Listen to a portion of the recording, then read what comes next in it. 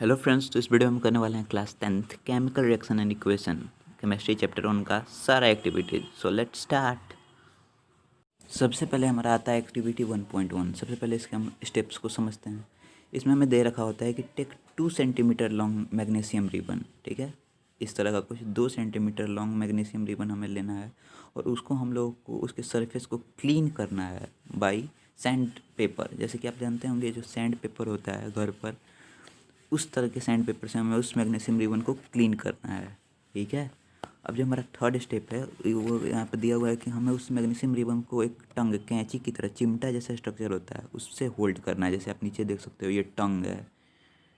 ठीक है, अब जो हमारा फोर्थ स्टेप है वो है कि अब हमें इस 2 सेंटीमीटर लॉन्ग मैग्नीशियम रिबन को उस पेयर ऑफ स्टंग मीन्स उस चिमटा वाला स्ट्रक्चर, अगर आप लेबोरेटरी में जाते होंगे तो आप देख सकते होंगे उस चिमटा जैसा स्ट्रक्चर होता है, उस पर होल्ड करना है बर्नर के ऊपर। ठीक है, अब जब हम इस रिबन को बर्नर के ऊपर होल्ड करेंगे तो ये हीटअप होगा और हीटअप होने के बाद इसमें आग लग जाएगा और आग लगने पर हमें इसमें फ्लेम, डेजलिंग वाइट फ्लेम यानी कि वेरी ब्राइट वाइट फ्लेम हम लोग को देखने को मिलेगा। ठीक है, और जब ये बर्न होगा तो इसका जो पाउडर होता है ना, मैग्नीशियम ऑक्साइड का पाउडर फॉर्म होगा MgO।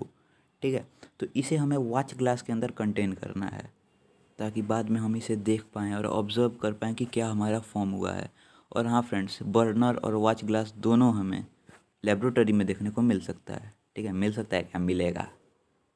अब इस तरह से हमारा एक्टिविटी हो गया समाप्त। ओह शिट, एक बात बताना तो मैं भूल ही गया।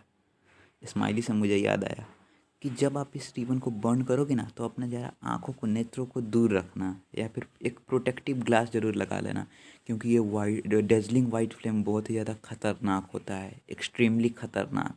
जैसे कि आप देखते होगे वेल्डिंग करने वाला जो आदमी होता है वो चश्मा लगाता है। ठीक है, उसी तरह हमें भी इसे देखने समय प्रोटेक्टिव ग्लास लगाना पड़ेगा। तो फ्रेंड्स चलो हम बढ़ते हैं अब ऑब्जर्वेशन की तरफ, क्योंकि एग्जामिनेशन में MCQ टाइप क्वेश्चन में ऑब्जर्वेशन पूछ देता है।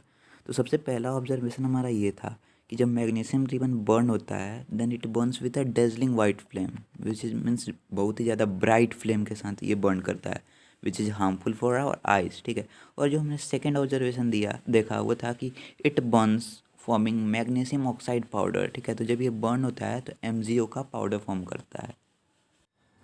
फ्रेंड्स अब बारी आती है कुछ इंपॉर्टेंट क्वेश्चंस की। ठीक है, तो कभी कभार हमारे एग्जाम में ये सब क्वेश्चन 1 मार्क टाइप में पूछ सकता है। तो फिर हमारा पहला क्वेश्चन और मोस्ट प्रोमिनेंट क्वेश्चन जो हमारे NCERT बुक में भी दिया है कि why magnesium ribbon is rubbed with sandpaper before burning. ठीक है, तो इसका सिंपल सा आंसर होगा because when magnesium ribbon is placed in the atmosphere it reacts with oxygen forming layer of magnesium oxide. तो जैसे कि हम लोग जानते हैं मैग्नीशियम रिबन को अगर हम लोग कहीं पर भी रखें तो वो एयर से एक्सपोज्ड ज़रूर होगा। ठीक है, विच और एयर से जब एक्सपोज होगा तो ऑक्सीजन के साथ रिएक्ट जरूर करेगा और इसके कारण वो मैग्नीशियम ऑक्साइड का एक प्रोटेक्टिव लेयर फॉर्म करेगा। ठीक है, तो इस प्रोटेक्टिव लेयर को हटाना ज़रूरी होता है। क्यों?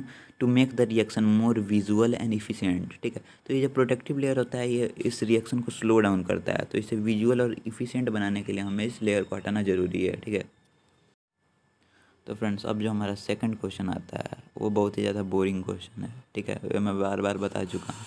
वो है why we should keep this magnesium ribbon, burning magnesium ribbon away from our I.